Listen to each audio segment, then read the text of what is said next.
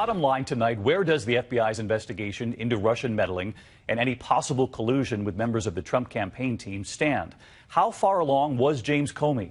Tonight, what we've learned here and how Vladimir Putin is now reacting to all of this. Here's ABC's chief investigative correspondent, Brian Ross.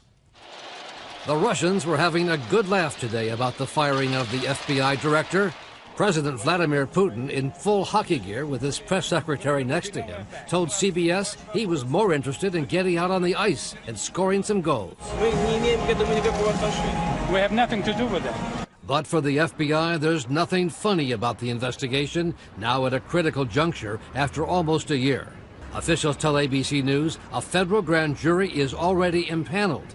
And the White House today was asked about reports subpoenas have been issued for documents connected to former National Security Advisor General Mike Flynn. Was the White House aware at the time of this decision and announcement that grand jury subpoenas in the case of Michael Flynn had just gone out? No, nor should we have been.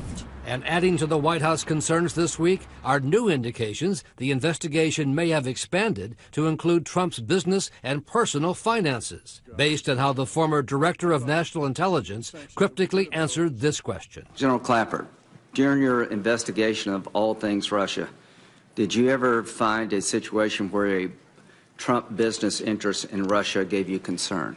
Senator Graham, I can't comment on that because that impacts investigation.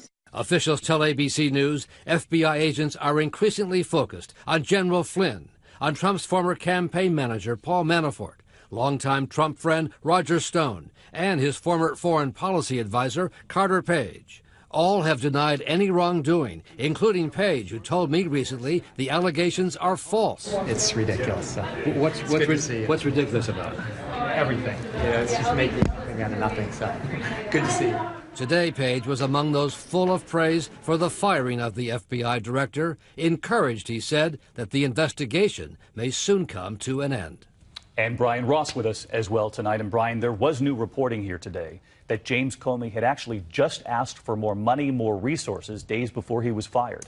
Yes, David, the Justice Department is denying that. But tonight, U.S. officials, including Democratic Senator Richard Durbin, tell ABC News that's exactly what happened, that Comey wanted more agents and more resources to investigate whether the Trump campaign was colluding with the Russians, David. Brian Ross and our team tonight, we thank you all.